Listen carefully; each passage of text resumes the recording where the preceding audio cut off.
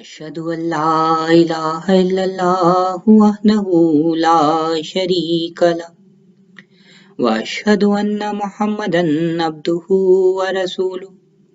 أما بعد فأعوذ بالله من الشيطان الرجيم بسم الله الرحمن الرحيم الحمد لله رب العالمين الرحمن الرحيم مالك يوم الدين إياك نعبد وإياك نستعين اهدنا الصراط المستقيم صراط الذين أنعمت عليهم غير المغضوب عليهم ولا الضالين شهر رمضان الذي أنزل فيه القرآن هدى للناس وبينات من الهدى والفرقان السلام علیکم ورحمۃ اللہ وبرکاتہ۔ ہمارے آج کے درس کا عنوان ہے رمضان المبارک اور تلاوت قرآن کریم۔ ابھی آپ کے سامنے قرآن کریم سے جس آیت کی تلاوت کی گئی ہے وہ سورہ البقرہ کی آیت نمبر 186 ہے۔ اس آیت کریمہ میں اللہ تعالیٰ بیان کرتا ہے رمضان کا مہینہ جس میں قرآن انسانوں کے لیے ایک عظیم ہدایت کے طور پر اتارا گیا ہے اور ایسے کھلے کھلے نشانات کے طور پر جن میں ہدایت کی تفصیل اور حق و باطل میں فرق کر دینے والے امور ہیں۔ یہ عظیم الشان کتاب جس کی تلاوت کی بے پناہ فضیلت رمضان المبارک کے بابرکت مہینہ میں نازل ہونے کی وجہ سے بھی ہے۔ اس لحاظ سے قرآن حکیم اور رمضان المبارک کا آپس میں گہرا تعلق ہے۔ رمضان المبارک میں قرآن مجید کی تلاوت کرنے والا گویا اس تعلق کو مضبوط اور مستحکم کر رہا ہوتا ہے۔ حضور نبی اکرم صلی اللہ علیہ وسلم کی متعدد احادیث مبارکہ اس بات کی دلیل ہیں کہ آپ صلی اللہ علیہ وسلم رمضان المبارک میں قرآن کریم کی تلاوت دگنی کر دیا کرتے تھے۔ روایات میں آتا ہے کہ ہر رمضان المبارک میں جبرائیل امین حضرت صلی اللہ علیہ وسلم کی خدمت میں حاضر ہوتے اور قرآن کریم کا دور مکمل کیا کرتے۔ چنانچہ حدیث میں ملتا ہے اللہم صلی علی محمد وعلی آل محمد کما صلیت علی ابراہیم وعلی آل ابراہیم انک حمید مجید اللہم بارک علی محمد وعلی آل محمد کما بارکت علی ابراہیم وعلی آل ابراہیم انک حمید مجید۔ احادیث میں ملتا ہے کانا یلقاہ فی کل لیلۃ من رمضان فیدارسہ القرآن کہ حضرت جبرائیل علیہ السلام رمضان کی ہر رات میں آپ صلی اللہ علیہ وسلم سے ملاقات کرتے اور آپ صلی اللہ علیہ وسلم کے ساتھ قرآن کا دور کرتے۔ حضرت ابو امامہ رضی اللہ تعالیٰ عنہ سے مروی ہے کہ وہ بیان کرتے ہیں کہ حضرت صلی اللہ علیہ وسلم یہ فرماتے تھے کہ قرآن کریم پڑھا کرو، یقیناً وہ قیامت کے روز اپنے پڑھنے والوں کے لیے شفاعت کرے گا۔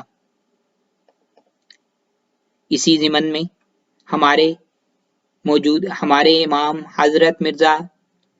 حضرت مرزا غلام احمد قادیانی مسیح موعود و مہدی موعود علیہ الصلوۃ والسلام بیان کرتے ہیں تمہارے لیے ایک ضروری تعلیم یہ ہے کہ قرآن شریف کو مہجور کی طرح نہ چھوڑ دو کہ تمہاری اسی میں زندگی ہے۔ جو لوگ قرآن کو عزت دیں گے وہ آسمان پر عزت پائیں گے۔ تمہاری فلاح اور نجات کا سرچشمہ قرآن میں ہے۔ کوئی بھی تمہاری ایسی دینی ضرورت نہیں جو قرآن میں نہیں پائی جاتی۔ پھر اب میں آپ کے سامنے جماعت احمدیہ کے پہلے خلیفہ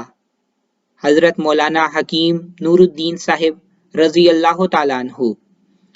کہ اس آیت کی تشریح میں جو میں نے سب سے پہلے تلاوت کی تھی یعنی سورہ البقرہ کی آیت نمبر 186، آپ رضی اللہ تعالیٰ عنہ اس آیت کی تفسیر میں بیان فرماتے ہیں قرآن شریف کا طرز ہے کہ پہلے عام فضائل سکھاتا ہے، پھر خاص فضیلت کی بات، اسی طرح پہلے عام رذائل سے ہٹاتا ہے اور پھر ارذ الرذائل شرک سے۔ پہلے عام بات کا حکم ہوتا ہے پھر خاص کا، مثلا پہلے عمرہ وغیرہ کا ذکر ہے پھر حج کا، پہلے صدقات کی ترغیب ہے پھر زکوٰۃ کی۔ اسی طرح پہلے یہاں عام طور پر نفلی و فرضی روزوں کا حکم دیا ہے، پھر رمضان کے روزوں کا حکم دیتا ہے۔ پہلے شہر رمضان کی فضیلت بیان کی ہے کہ اس میں قرآن شریف نازل ہوا، چونکہ قرآن کا اطلاق جز و سورہ پر بھی ہو سکتا ہے، اس لیے اس کا یہ مطلب نہیں کہ تمام قرآن ماہ رمضان میں نازل ہوا، بلکہ صرف ایک جز سورہ بھی کافی ہے۔ میں نے جو تحقیق کی ہے اس سے معلوم ہوتا ہے کہ حضرت نبی کریم صلی اللہ علیہ وسلم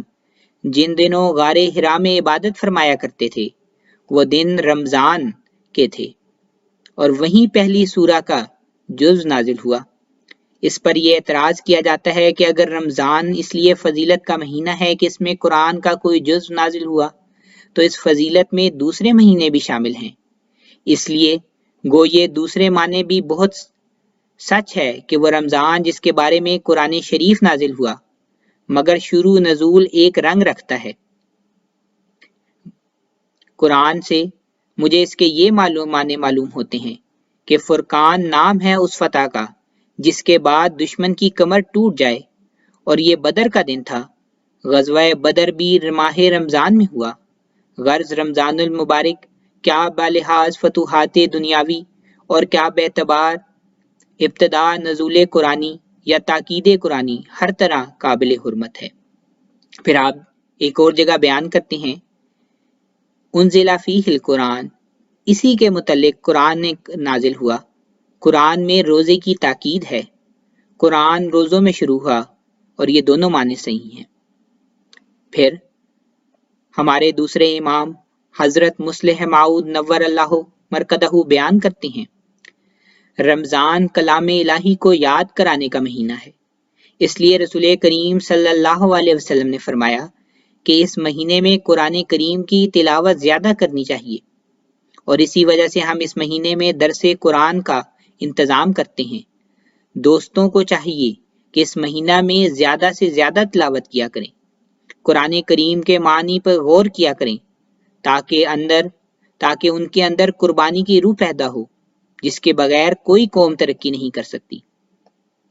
پھر ہمارے پیارے امام حضرت خلیفۃ المسیح الخامس ایدہ اللہ تعالیٰ بنصر العزیز اس بارہ میں بیان کرتے ہیں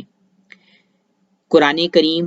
رمضان میں ہر ایک کو کم از کم ایک دور مکمل کرنا چاہیے۔ آپ مزید فرماتے ہیں اس مہینے میں خاص طور پر اس طرف توجہ دو، اس کی تلاوت کرو، اس کے ترجمہ کو پڑھو، اور جہاں جہاں درس کا انتظام ہے وہاں لوگ درس بھی سنیں، کیونکہ بعض باتوں کا ہر ایک کو پتہ نہیں لگ رہا ہوتا، تو تمہیں اس کا گہرا فہم اور ادراک اور سمجھ بوجھ حاصل ہوگی، اور تمام امور اور تمام احکامات کی وضاحت ہوگی جن کو تم اپنی زندگیوں کا حصہ بنا سکتے ہیں۔ بس اللہ تعالی ہمیں اس بات کی توفیق دے کہ ہم صحیح معنوں میں رمضان المبارک میں تلاوت قرآن کریم کا حق ادا کرنے والے ہوں، بلکہ اس کے ساتھ قرآن کریم کے معنوں کو سمجھنے والے ہوں اور قرآن کریم سے ہدایت حاصل کرنے والے ہوں، اور قرآن کریم پھر ہمارے لیے فرقان بن جائے اور ہمیں حق و باطل میں فرق کرنے والا بنا دے۔ وآخر دعوانا ان الحمد للہ رب العالمین۔